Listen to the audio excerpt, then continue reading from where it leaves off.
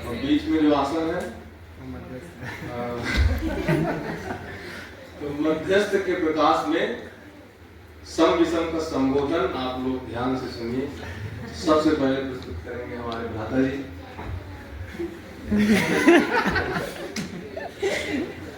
बता दिए।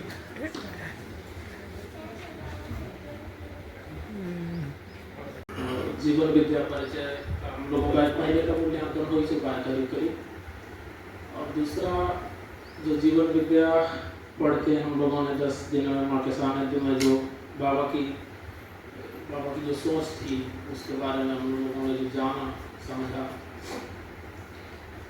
उसके प्रति बस इतना हमारा सोच बना है कि हम लोग पहले जहाँ जिस आश्रम में थे वहाँ पे महाराज जी जो थे वो बोलते थे think like king, do like king, be like king, ये उनका फॉर्मूला था। तो बाबा भी यहाँ पे माता जी जैसा बताती है अनुभव कि बाबा के साथ में रहे थे, वो भी बोलते थे कभी कभी कि बेटा अच्छा सोचो, अच्छा करो, अच्छे हो जाओ। तो कहीं ना कहीं सबसे पहली जो एक चीज़ है, जब हम किसी के प्रति कृतज्ञ होते हैं तो इसका मतलब यही होता है कि हम जागृति की स्थिति को स्वीकार रहे हैं और मूल्यांकन ठीक कर रहे हैं। जब कृतज्ञ हो जाते हैं तो इसका मतलब सिर्फ यही होता है कि हम उसका मूल्यांकन ठीक ठाक से नहीं कर पा रहे हैं। तो मूल्यांकन करीब करीब हमारे सुबह से शाम तक की जो दिनचर्या है, जो जीवन है, उसमें हम इतना ही बोल सकते हैं कि अगर ये ही फार्मूला हम अपनी ज़िंदगी में लागू कर लेते हैं तो करीब करीब हम अपने आप को भी जान रहे होते हैं, क्योंकि मूल्यांकन की क्षमता तो चाहिए ना सब में से, और हम दूसरे को भी जान पाते हैं क्योंकि वो फिर हमारे हिसाब से या हमारे अनुकूल होने की कोशिश करने लग जाता है। कि विनोद भैया ने बहुत अच्छी बात कही कि जब हम अपने बच्चे लोगों के प्रति ईमानदार हो जाते हैं ना, तो हम इसका मतलब है खुद के प्रति पहले ईमानदार हो चुके हैं। तो मेरे को सबसे अच्छी बात जो यहाँ पे समझ में आई वो ये कि हम जब अनुग्रह का भाव किसी के प्रति रखने लग जाते हैं तो हमारी दो तरफा जिम्मेदारी हम स्वीकार लेते हैं, एक तो अपने प्रति, एक दूसरे के प्रति। अभी तक का जो भाव हमारे अंदर रहा कि आचार्य होने के बाद कि हमको सिखाना ही है, हम तो सीखे हुए हैं, बाकी दूसरे लोगों को ही सिखाना है, अपने क्या सीखना, आप तो सीखी हुए हैं, सीखना था। तो वो कहीं ना कहीं संबंधों में बहुत बुरी तरीके से, मतलब हमारी अपनी व्यक्तिगत जो स्वीकृति है कि मैं संबंधों में बहुत बुरी तरीके से फेल हुआ। मैं क्लास लेता था, बाकी उन लोगों को फोन भी आते थे तो पीछे से रिसीव नहीं कर रहा था, चलो ठीक है बाद में बात करते हैं, हो गया। लेकिन ये चीज़ तोड़ती चली गई हमको। अगर जीवन विद्या के प्रति मेरी जो स्वीकृति बनी है, मैं सिर्फ यहाँ पर संबंध ठीक करने के लिए आया, बाकी आदर्शवाद में कहाँ पहुँचते हैं, क्या सीखना है, क्या होता है, करीब करीब पता था। और यह एक बात और आप लोगों को बताएं, हालांकि हमको नहीं पता, नीचे संत परंपरा में इसका निषेध करते हैं कि आप कभी भी अपनी आपको जो गुरु से मिली है, गुरुजनों से मिली है, उन चीज़ों को आप किसी के साथ शेयर ना करिएगा, ऐसा उन लोगों का है नहीं। लेकिन जो आचार्य की जो सर्वोत्कृष्ट स्थिति है, जो मंत्र बताया जाता है आचार्य का, वो यही है कि अस्तित्व से अस्तित्व। ये मेरी स्वीकृति बनी जो जीवन विद्या के प्रति, वो सिर्फ यही कि मैं उसको जान चुका था। और जब मैंने ये बात पढ़ा कि अस्तित्व से अस्तित्व है, तो बोले 15 साल गवा के पाया हूँ। जो मेरी जो स्थिति बनी है वो 15 साल गवाने के बाद बनी है। और बाबा यहाँ इसको पहली लाइन में बोल रहा है, और वो सबके लिए बोल रहा है, उन्होंने अपनी किताबों में लिख रखा है। तो जब आप सर्वजन सुखाय सर्वजन हिताय की भावना से ओतप्रोत हो जाते हैं, तब आपको अपनी विद्या के खोने का डर नहीं होता। आपके अंदर करुणा होती है कि वो कैसे करके एक कोई बोल रहा था कि बाबा बोलते थे, जो भी कोई आ जाता था उसको, माता जी ही सुबह बोल रही थी कि बाबा कोई भी आ जाता था तो जीवन विद्या परिचय सबको सुना ही देते थे। व्यक्ति अति करुणा में अति संवेदनशील हो जाता है, उसको खाने की चिंता नहीं, पीने की चिंता नहीं, उसने कुछ जान लिया, वो जलाना चाहता है बस कि मैं समाधानित हो गया हूँ, तू भी समाधानित हो जा, ऐसी स्थिति बन जाती है। तो ये करुणा का भाव ही है जो हम सब लोगों को एक दूसरे से जोड़ के रखेगा। एक कृतज्ञता का भाव, ग्रेटिट्यूड का भाव जो है वही हम लोगों को एक दूसरे से जोड़ के रखेगा। ऐसा मैं अपने 15 साल के संन्यास के अनुभव से बोल रहा हूँ। इसको इसलिए भी मेरा निवेदन है कि आप लोग स्वीकारना, और जीवन मूल्य यहीं से शुरू होगा। ये भी मैं आप लोगों को बोलूँगा, चाहे अपने बच्चे के प्रति, चाहे अपने पति के प्रति, चाहे अपनी माँ के प्रति, चाहे अपने बाप के प्रति, चाहे अपने गुरुजनों के प्रति, चाहे अपनी विद्या के प्रति। मैंने एक दिन बोल दिया था कि हम लोगों के भारतीय वांग्मय में एक बात आती है कि किसी के 4 बच्चे हो जाए तो 5वें बच्चे को माँ, 5वें बच्चे होने के बाद माँ जो है, वो जो औरत है, वो अपने पति को ही अपना बेटा मान लेती है। तो कुछ बुरा भी लगा यहाँ पे, जो महिला वर्ग था उन लोगों को बुरा लगा, कुछ लोगों को अच्छा भी लगा इस चीज़ के। अरे आप तो कैसे बोलते हैं, कोई औरत अपने पति को क्यों बेटा मानेगी, ये तो एकदम गैर कानूनी है। और क्यों, हम तो उसके लिए तो किस संदर्भ में जुड़े हैं, तो हम क्यों उसको बेटा माने। हमारा मानने का वो मतलब नहीं कि आपके शारीरिक संबंध खत्म हो जाए, मानसिक संबंध खत्म हो जाए, भावनात्मक संबंध खत्म हो जाए, मेरा कतई इस तरीके का इंटेंशन नहीं है। लेकिन एक लेवल है जहाँ पे आपको समाधानित होना होगा, पति पत्नी होने के नाते भी, और इस चीज़ को हम जितना जल्दी से जल्दी स्वीकार सकें, समाधानित होंगे परिवार में। तो ये मेरे कहने का मतलब था।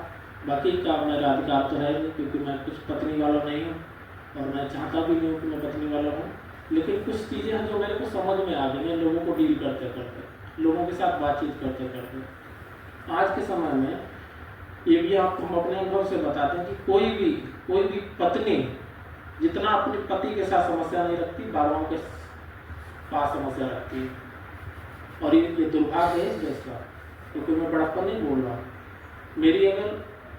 मेरा मन अगर उच्छिन्न हो गया भारतीय अध्यात्म के प्रति, तो उसका एक कारण ये भी है, मैंने लड़कियों को, औरतों को, माओं को बाबाओं से उन चीज़ों को शेयर करते हुए देखा है जो अपने बाप से और बेटे से नहीं कर सकती हैं।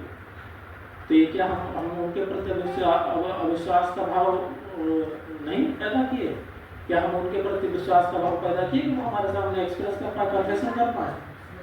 तो स्वीकारना होगा इस चीज़ को। जब अगर हम अपने घर में समाधानित हो जाते हैं, विश्वसनीय हो जाते हैं दूसरे के प्रति, तो बहुत अच्छी, क्योंकि पहली कड़ी जहाँ पे हम सुख समृद्धि समाधान को प्रमाणित करेंगे वो हमारा परिवार है। वो अभी 3 प्रबोधक हमको मिले, आदरणीय संगीत काका और माता जी, और इससे पहले हम सोमैया का क्लास किए वहाँ पे भी। तो उन तीनों लोगों का करीब करीब सार यही था कि पहली कड़ी बेटा परिवार है, जहाँ पे तुमको प्रमाणित होना है। ठीक है। इसके बाद मेरे को समझ में आया, मैं संन्यास लेने के बाद भी 15 साल के बाद जब मैंने पहला परिचय से किया, मैंने अपनी माँ से बात की नंबर को उसको कि तुमको कहाँ और कैसे है, क्या कहते हो, तुम तो चला गया, तुम तो मैं मरूंगा जीवन, उसका पहला वाक्य था, तुमको मतलब ही क्या, तुम जाओ यहाँ, तुमको रहना है। और वो रो रही थी 5 मिनट का करीब करीब। तो मैंने बोला कि मैं किस समाधान के लिए संसार में हूँ, समाज में हूँ, जो मेरी माँ रो रही है। तो ये तो मतलब ही नहीं था। साधुता का मतलब हम शांति के लिए, शांति खोजने के लिए आए, सत्य खोजने के लिए। और मेरा अपना परिवार दुखी है, माँ दुखी, हालांकि कोई दिक्कत नहीं है। उन लोगों के पास जमीन है जिनसे रेवेन्यू आता है, भाई सर्विस में है तो वो अपना माँ को देखता है। पिताजी एक्सपायर हो गए 16 में। तो वहाँ से मैं खुद अपनी स्थिति से उनको बोलना शुरू किया। मैंने उसी दिन उनको 5000 रुपये ट्रांसफर किया कि अभी ना आप ये मंगा लेना, अच्छे से खाना, मैं देखूँगा अगले महीने कुछ करूँगा आपके लिए। तो मेरे मन में उनके प्रति भाव जगा है कि अब मैं कुछ न कुछ हर महीने उनके लिए करूँगा, क्योंकि वो मेरी पहली कड़ी है जहाँ पे मेरे को कृतज्ञतापूर्ण होना है। मेरी पहली कड़ी है जहाँ पे हमको अपने ज्ञान को और व्यवहारिक रूप में प्रमाणित करना है। तो ये कहीं ना कहीं जब आप अपने परिवार में प्रमाणित करना शुरू करेंगे, सच्ची बात है, ये कड़ी है, आप जब नहीं कर सकते, लेकिन माध्यम अलग हो सकते हैं, परिस्थितियाँ अलग हो सकती हैं, सारी चीज़ें अलग हो सकती हैं, लेकिन आप इसको नकार नहीं सकते समाज में रहने के नाते। और जिन लोगों ने नकारा है, ये जो आज हम भारतीय आदर्शवाद का, अध्यात्मवाद का या विज्ञानवाद का, या अपने घर में ही रह रहे हैं, कोई सर्विसमैन है, कोई बिजनेसमैन है, उसके बाद भी जो एक द्वंद्व है घर में, और एक जो आवारापन है, और जो टूटे से लोग हैं, एक दूसरे से बातचीत करना नहीं चाहते, एक टेबल पर बैठ के खाना नहीं चाहते, उसका सिर्फ एकमात्र कारण यही है कि वो एक दूसरे को स्वीकार नहीं कर पा रहे, एक दूसरे को सुनना नहीं चाहते। तो बस मेरे को इतना ही कहना था। तो बहुत सारी चीज़ें अच्छी मिली हैं जिनको मैं सीखूंगा आगे, और मैंने एकदम एक किनारे रख दिया उस पुरानी पद्धति को जो हमको समाधानित नहीं करता। मेरे को कहने में कोई गुरेज नहीं है कि भारतीय अध्यात्म के पास अभी का जो अध्यात्म है उसमें संबंधों के लिए कोई जगह नहीं है। वो चाहते हैं आप टूटे रहें और बाबा का शासन चलता रहे। वो चाहते हैं कि आप अपने लड़के पे खर्च ना करके, अपने पड़ोसी के लड़के पे खर्च ना करके बाबाओं पे खर्च करते रहें। तो भैया भी थे, ये हमारे पिताजी की उम्र के हैं। मैंने इनसे उस दिन चाय पीते पीते जिक्र किया कि आप एक बात बताइए, आपके पास करीब मतलब ऐसे अंदाज लगा के बोल दिया कि 1 करोड़ रुपया के करीब करीब के आदमी हैं आप, अगर उससे कुछ ब्याज भी आता होगा तो कम से कम लगभग लाख 2 लाख रुपया तो आता ही होगा। आप क्यों नहीं कर सकते? किसी आपके बच्चे दूसरी जगह सेटल हो गए, आपकी इतनी अच्छी स्थिति, आप अकेले रह रहे हैं, तो क्यों ना किसी 2-4 बच्चे लोगों को गोद लीजिए। गोद लेने का मतलब है कि अपने घर में रखिए उनको, उनके पढ़ाने की जिम्मेदारी लीजिए। जाइए किसी गाँव में और जाकर वहाँ प्रतिभावान बच्चे को खोजिए, लड़की को खोजिए, लड़के को खोजिए, उसकी पढ़ाने की जिम्मेदारी, अच्छे से अच्छे स्कूल में पढ़ाने की जिम्मेदारी लीजिए, पढ़ाइए। इससे जो आपको सुकून मिलेगा, इससे जो आपके हृदय में शांति होगी, वो किसी बुद्धत्व और बुद्धत्व पाए हुए व्यक्ति के, पीपल के पेड़ के नीचे बैठे हुए व्यक्ति से ज़्यादा की होगी। तो ये मानवीय मूल्य है जब हम व्यवहार करना शुरू कर देते हैं। और ये घटना आपको बता दें, उसके बाद मैं माइक दूंगा भैया को। 3 दिन पहले मेरे साथ का लड़का था, नेशनल कुश्ती खेल के आया था, उसके पैर में चोट लग गई। चंदन पहलवान करके नाम है बनारस का, तो वो 1 साल से घर पे बैठा हुआ था। अभी परसों उसने फोन किया कि भैया घर वाले भी परेशान हो रहे हैं, कुछ कर नहीं पा रहे हैं, और हम सोच रहे हैं कि ITI कर लें। वो बोले कि कर लें। तो वो गुर्देव करके बोलता है हमको, हालांकि हम दोनों लोगों में 4-5 साल का ही अंतर है।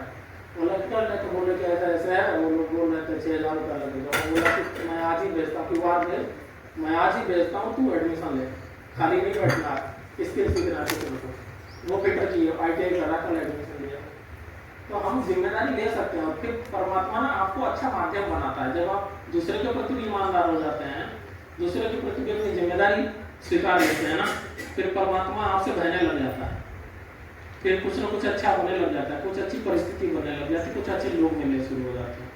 तो मेरे को कोई स्पॉन्सर किया था, मैंने चंद्रशेखर भैया को बोला कि मैं यहाँ अपने पैसे से नहीं, यहाँ कोई स्पॉन्सर किया है, मैं सब लोगों के सामने स्वीकारता हूँ इस चीज़ को।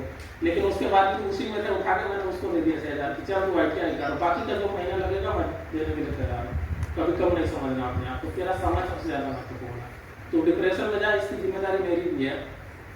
कल के दिन अगर कल के दिन कुछ सुखी हो जाता है, सफल हो जाता है, तो मैं अपने आप को भी सफल मानता हूँ कि हाँ चलो ठीक है, मैंने कुछ तो मेरा लड़का नहीं, लेकिन मैं किसी के लिए तो माध्यम बन सका। तो असली चीज़ ये है कि इंप्लीमेंट ऐसा होना चाहिए आपका, तुम लाख ज्ञानी हो, तुम्हारे ज्ञान से तुम लाख पैसे वाले हो, तुम्हारे पैसे से अगर किसी का भला नहीं हो रहा, तो मैं मानता हूँ कि 2 कौड़ी का है। तो सारे लोगों के, और मेरी जो ये